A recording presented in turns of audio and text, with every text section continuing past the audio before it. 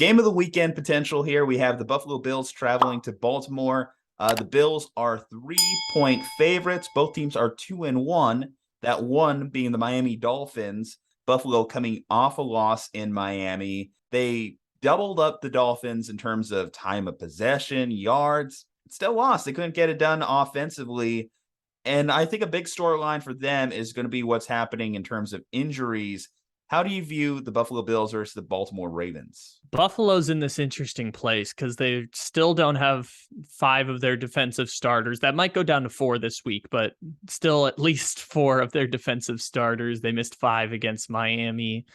Gabe Davis is obviously hurt. Their offense has been overwhelming. Deion Dawkins on the offensive line is hurt. So Baltimore and Buffalo both have a lot of injuries, but Buffalo's are the ones that are going to get a lot of the talk because obviously the Buffalo Bills are a team that we think can win the Super Bowl, and the entire objective of the regular season for them is to stay healthy and get healthy for the playoffs.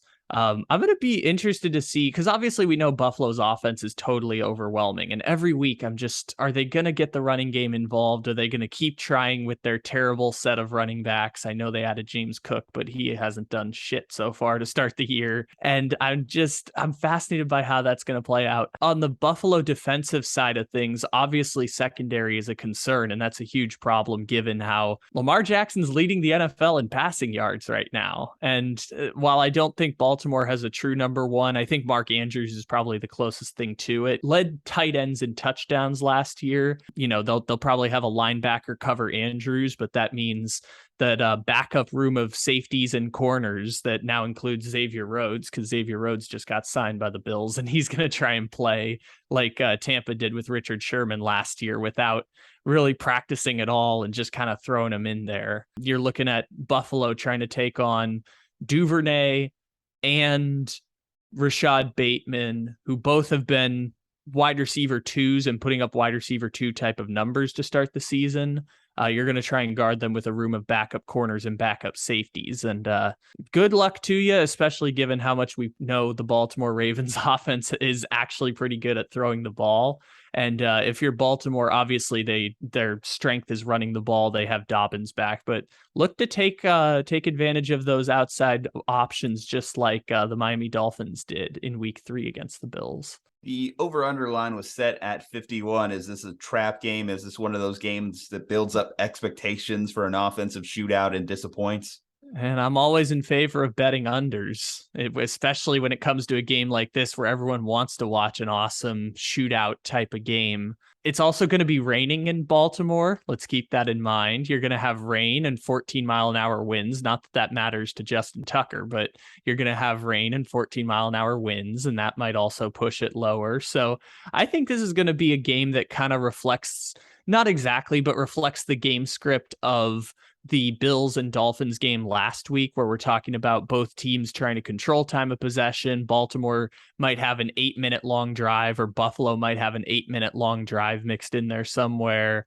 Because we know Buffalo can take the top off of teams, but the Ravens got Kyle Hamilton back, and Kyle Hamilton's awesome, and he's going to be really good as the over-the-top safety, taking away Stephon Diggs and or Gabe Davis. Is Lamar Jackson channeling that Aaron Judge energy this year, contract year, and having a on the road to MVP season? I would just argue like Lamar Jackson has been that dude. And obviously it's small sample size. Like he could totally come back down to earth sometime here, but Lamar Jackson's been that dude for 4 years. It's just the Baltimore Ravens keep having a catastrophic number of injuries, whether it's 2020 and 25% of their salary cap goes on IR, or last year where it's Lamar himself getting hurt. And if those two-point conversions that everyone was crushing John Harbaugh for go their way, they still make the playoffs, even though Lamar Jackson gets hurt. So I just think this is the quarterback Lamar Jackson is. I think he's just incredible. The only difference is that he's leading the league in passing yards right now, whereas for 2020 and half of 2021, he was definitely not the league's leading passer, but still led the league in touchdowns in 2019. He's always had this in him. And yeah, Lamar Jackson's been absolutely fantastic to start the season. So small sample size, or do you think that there's been legitimate improvements in terms of being a passer? Because Devin Duvernay, fine receiver, not as good as he's been in this early season, hey, hook them. But through 3 games, what, 4 touchdowns? Yeah, Mm-hmm. that's obviously a pace that I don't think a lot of us expect to keep up. Oh no, absolutely. And I think at times Baltimore prefers to mix in their trio. Well, I guess it's a duo now, but their group of running backs, whether it's Gus Edwards, J.K. Dobbins, Lamar Jackson, whoever they use in the running game, I'm sure they prefer to run Justice it like Hill that. was pronounced a star. Harbaugh said he ran like a star this week. Exactly. Throw Justice Hill in the mix and look at what Baltimore can do with that. So I think like game script will determine a lot of that, especially this week where you don't want Buffalo's offense on the field. That'll be something that determines how Baltimore plays. But that's just something that's, again, about winning football more than it is about the statistics. And the first few games, that's kind of what's been dictated from Baltimore has been, I know they only scored 24 points against the Jets, but once they blew the Jets out, they kind of dictated that they changed that style. Against Miami, it was all about putting up points and putting up yards with Lamar Jackson.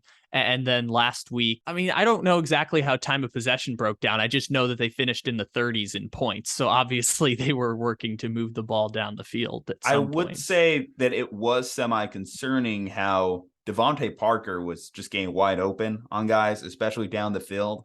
And I don't consider Devontae Parker a guy that necessarily blows by people on go routes anymore, but he was doing that against the Ravens. So I kind of wonder how that's going to go against a team that has obviously a lot more team speed, like the Buffalo Bills. If Gabe Davis is at 100%, if Stephon Diggs is at 100%, and then McKenzie is also getting healthier for them as well, then that's a trio that you can roll out and think that they could blow past guys in the secondary. You mentioned the injuries too.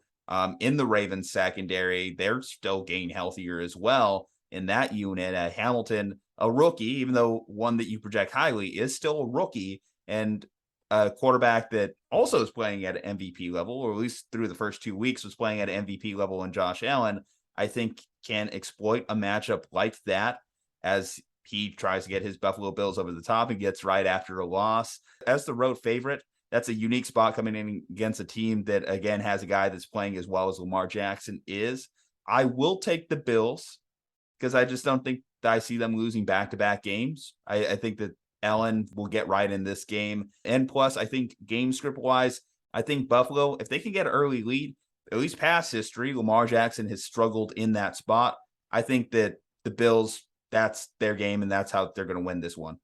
In a game that's so evenly matched, and we know both teams, their secondaries are kind of shot a bit, especially Baltimore. Like Buffalo's game plan, I know I said I'm always interested to see if Buffalo decides to get the running game going. Their game plan is just screen passes to wide receivers, out routes to wide receivers, short, quick plays to those wide receivers, and take advantage of that Baltimore cornerback room that is absolutely decimated with injuries. So in a game like that, turnover margin, whether that's turnovers on downs, turnovers like interceptions, or even shanked punts out of bounds like the Buffalo Bills had in week 1. Like turnovers will be potentially 7 to 14 point swings and will determine the result of this game. It's a coin flip game for me, but because you picked the Buffalo Bills off the bat, I will make things a little bit spicy and roll with the Baltimore Ravens at home as underdogs to defeat the Buffalo Bills.